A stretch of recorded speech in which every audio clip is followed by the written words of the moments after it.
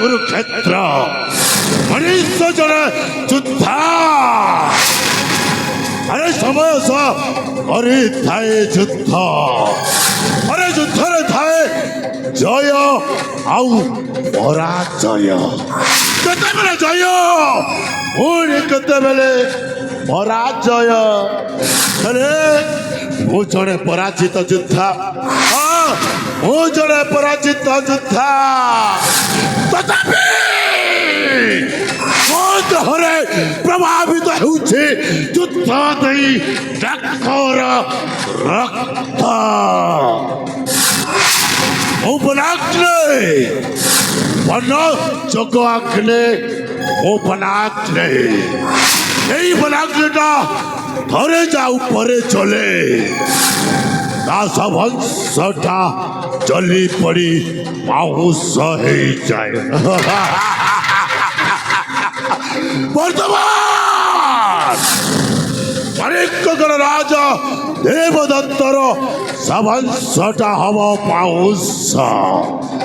ମୋ ଭାଇ ଚାଖି ଯାଇଛି ଗୁପ୍ତଚର ହେଇ ମାଣିକ୍ୟଗଡ଼ ରାଜ୍ୟକୁ କିଛି ନା କିଛି ଗୋଟାଏ ଶୁଭ ସମ୍ବାଦ ନେଇ ନିଶ୍ଚୟ ଫେରିବ ତାରି ବାଟକୁ ମୁଁ ଏଇଠି ଅପେକ୍ଷା କରିବି ନିଶ୍ଚୟ ଅପେକ୍ଷା କରିବି ଆରେ ଚାଖି ତୁ ଭଲରେ ଭଲରେ ଫେରି ଆସିଛୁ এই সম্বাদ নেই আসিছু সেই মানিক্যগড় রাজ্যর ମୁଁ ଯେତେବେଳେ ମାଣିକଗଡ଼କୁ ଯାତ୍ରା କଲି ଚାଖେ ସେଇଠି ଯାହା ଦେଖିଲି ଆରେ କଣ ଦେଖିଲୁ ରାଜା ଦେବଦତ୍ତ ଆଉ ରାଜ୍ୟର ଜଣ ପ୍ରଜା ମିଶି କଣ କରୁଛନ୍ତି ତା ବଡ଼ ପୁଅ ଅକ୍ଷୟକୁ ରାଜ୍ୟ ଅଭିଷେକ କରିବା ପାଇଁ ନିଷ୍ପତ୍ତି ନେଇଛନ୍ତି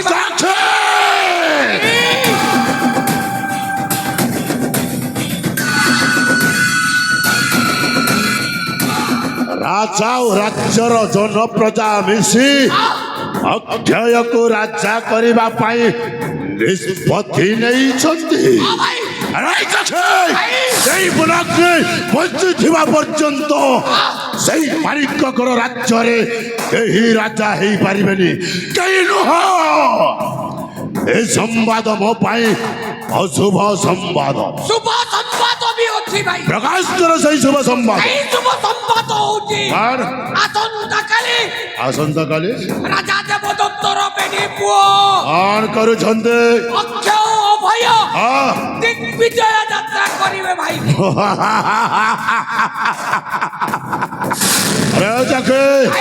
এই ସମ୍ବାଦ ମୋ ପାଇଁ ଶୁଭ ସମ୍ବାଦ ଆସନ୍ତାକାଲି ସେ ବେନି ଭାଇ ଦିଗ୍ବିଜୟ ଯାତ୍ରା କରିବେ ତାହେଲେ ଆମେ ବେନି ଭାଇ ମଧ୍ୟ ଦିଗ୍ବିଜୟ ଯାତ୍ରା କରିବା ଦିଗ୍ବିଜୟ ଯାତ୍ରା କରି ସେ ବେନି ଭାଇକୁ ଖଲାସ କରିଦେଇ ରାଜା ଦେବଦତ୍ତ ଆଗରେ ପୁଅର ମୃତ୍ୟୁ ଖବରଟା ଜଣେଇ ଦେବା ପୁଅର ମୃତ୍ୟୁ ଖବର ଶୁଣି ନିଶ୍ଚୟ ରାଜାଟା ଭାଙ୍ଗି ପଡ଼ିବ ତାପରେ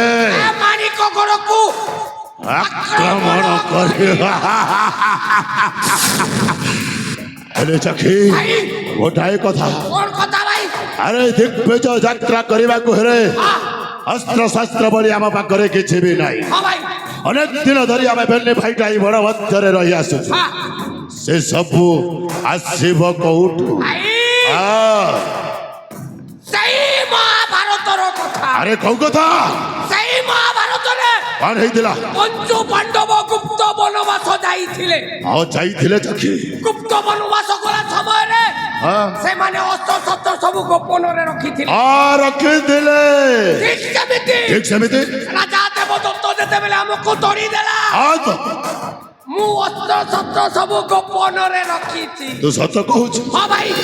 ଆରେ ଚାଖି ରାଜା ଦେବଦତ୍ତ ଯେତେବେଳେ ଆମ ବେନି ଭାଇଟାକୁ ରାଜ୍ୟରୁ ତଳି ଦେଇଥିଲା ସେଇ ସମୟଟା ଆମ ପାଇଁ ଗୋଟାଏ ବିପଦର ସମୟ ଥିଲା ସେଇ ସମୟରେ ତୁ ଅସ୍ତ୍ରଶସ୍ତ୍ର ନେଇ ଗୋପନରେ ରଖିଲୁ କେମିତି ବନାଗ୍ନେର ସାବାସ ଚଖି ତୋ ବୁଦ୍ଧିକୁ ମାନିବାକୁ ପଡ଼ିବ ହେଲେ ଚଖି ଏଠି ଆଉ ସମୟ ନଷ୍ଟ କରିବାନି ଆମେ ଯଥାଶୀଘ୍ର ଚାଲିଯିବା କୁଟୀର ମଧ୍ୟକୁ ହଁ ଭାଇ। ଆଉ ଅସ୍ତ୍ର ଶସ୍ତ୍ର ଯୋଗାଡ଼ କରି ଦିଗ୍ବିଜୟ ଯାତ୍ରା କରିବା ଚାଲ ଚୋଖେ